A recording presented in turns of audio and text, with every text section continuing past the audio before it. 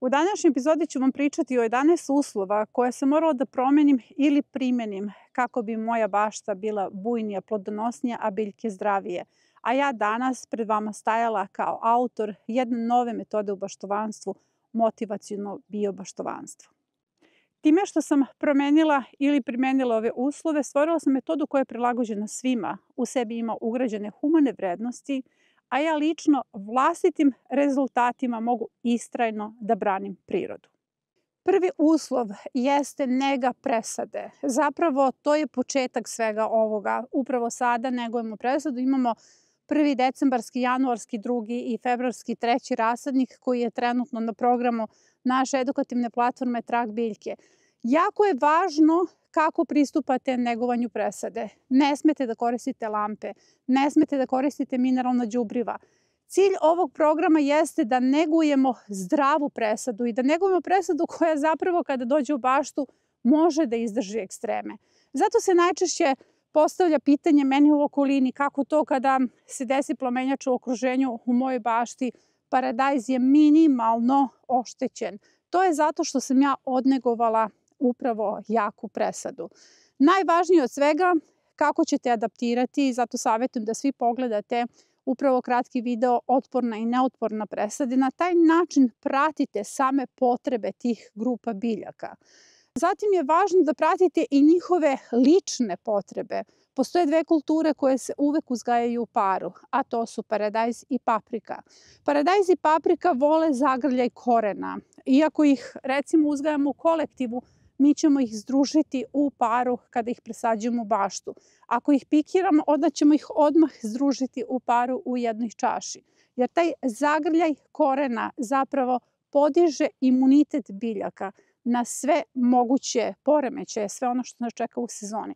U sezoni nas čeka potencijalna plomenjača, viroze i bakterioze. Vaša biljka u startu, pre nego što se ubaci u baštu, mora da bude jaka. Sledeće je kako hranimo svoje biljke. Zato imate epizodu 10 različitih hraniva za vašu presadu. Ta hraniva su organska hraniva. To su hraniva koja možete da pronađete u svom okruženju i koja pre svega razvijaju korenski sistem i razvijaju zdrave i jake biljke. Takva biljka kada izađe u baštu, bez obzira što će je grickati različiti insekti, što će naići na različite uslove, ona će svakako da izdrži sezonu, a znate zbog čega? Zato što ima jak koren. Drugi razlog je to što mešovito sadim kulture, odnosno kulture kombinujem tako da se one međusobno podržavaju. Na primer, paradajz se sadi sa 11 različitih kultura, imate istoimenu epizodu. Ta sadnja podrazumeva da se biljke međusobno čuvaju, a pre svega sve te kulture, verujte mi, jako dobro čuvaju paradajz. Ili, na primjer, krastavac. Baš sam skoro pričala sa jednom baštovankom kako ne može nikako da uzgoji krastavac u plasteniku zato što ima problem sa grinjom. Krastavac zapravo njegov uzgoj prati problem sa grinjom, crvenim paukom i kada počnete da ga berete, počnu naglo da se suše listovi. Zato je važno da ga združite sa mahunarkama, pre svega niskom boranijom. Jer kada posejete ili posadite krastavac, a da se ispred njega nalazi niska boranija je hvatač za grinju i pokazat će vam grinju 6 nedelja ranije. A tada kada vidite grinju na boraniji, odmah počinjete da primjenjujete prirodne preparate protiv grinje i vi ste na taj način rešili svoj problem. Ili kupuse kombinujete sa starijim kupusaricama u bašti koje će na sebe da privuku recimo stenice i buhače ili kombinujete sa postranom repom.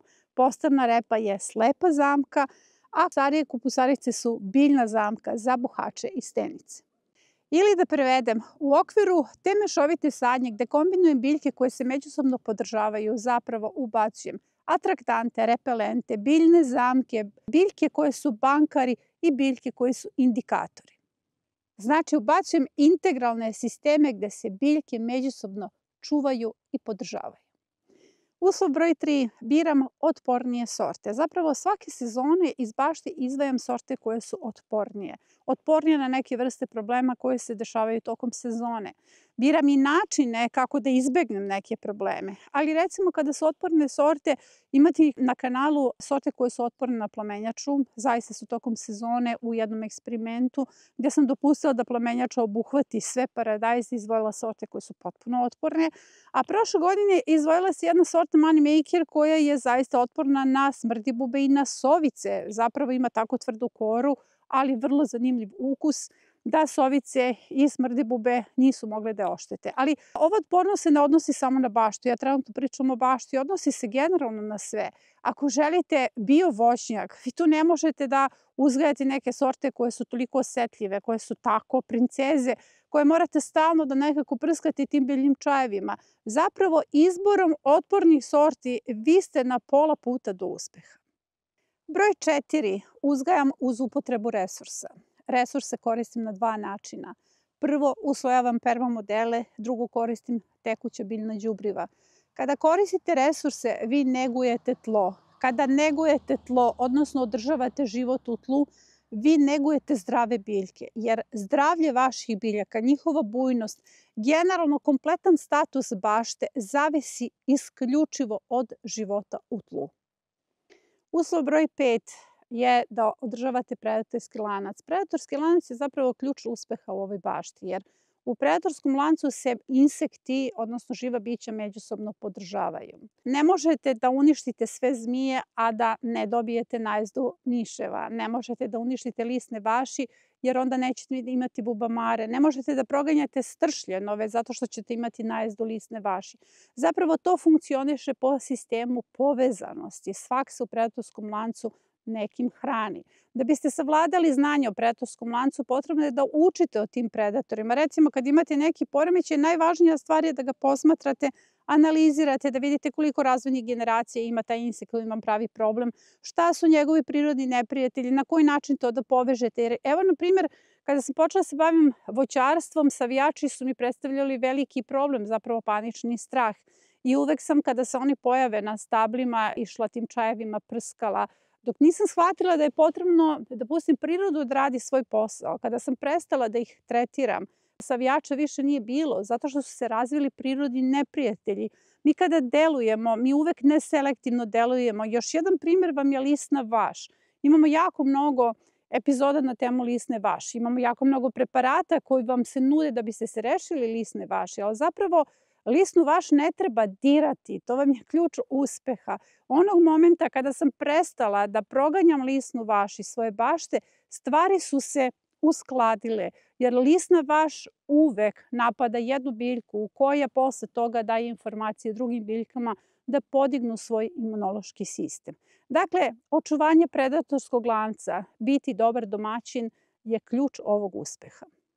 Uslov broj 6 je da se postavi ovakav no-dig sistem koji ima u sebi već ugrađene višegodišnje biljke. Vama su višegodišnje biljke zapravo ključ uspeha, osim što privlače oprašivače. One su repelenti ili atraktanti. Evo, konkretno nalazim se ispred višegodišnje, ovo je 4-godišnja kupusarica.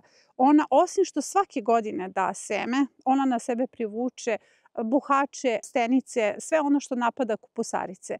Pored toga, ako ostavite rotkve više godina ili prošlogodišnju rotkvu, vi ćete na taj način imati slepe zamke za stenice i buhače. Ima jako mnogo primjera. Jedan od primjera jeste slezovka. Slezovka na sebe privuče lisnu vaš, rđu, grinju. Ona na sebe privuče sve ono što vama eventualno predstavlja problem. Dakle, višegodišnje biljke su vam ključ postavke ovakvih sistema. Uslov 7 jeste da postavite višegodišnje cveće u svoju baštu. Evo, sada će se pojaviti krokusi, tulipani, neveni, gavez. Evo, konkretno ovde je gavez koji prvi procveta u rano proleće i na sebe privuče oprašivače. I to ne bilo koje, nego bumbare koje privlači plava i ljubičasta boja. Uslov broj 8 je zonirana bašta. Meni je zonirana bašta pomogla da se fokusiram, da budem efikasnija, jer Kada imate zoniranu baštu, onda zaista imate tematske jedinice koje hranite i branite, kojima se bavite. Onda možete da imate mnogo jasniji fokus i kada je u pitanju izdvajanje recimo nekakvih sorti, mnogo efikasniji fokus kada možete da analizirate neke probleme koje se dese u vašoj bašti. Zato svima savjetujem da pogledate predavanje o zoniranim baštama, odnosno kako da zonirate svoju baštu. Jer zoniranje bašti je vrlo jednostavno. Imamo ranoprolećnu zonu, kasnoprolećnu zonu, prolećnu, letnju i zimsku zonu. Evo konkretno ovo je zimska zona koja će vrlo brzo da pređe u prolećnu, letnju zonu.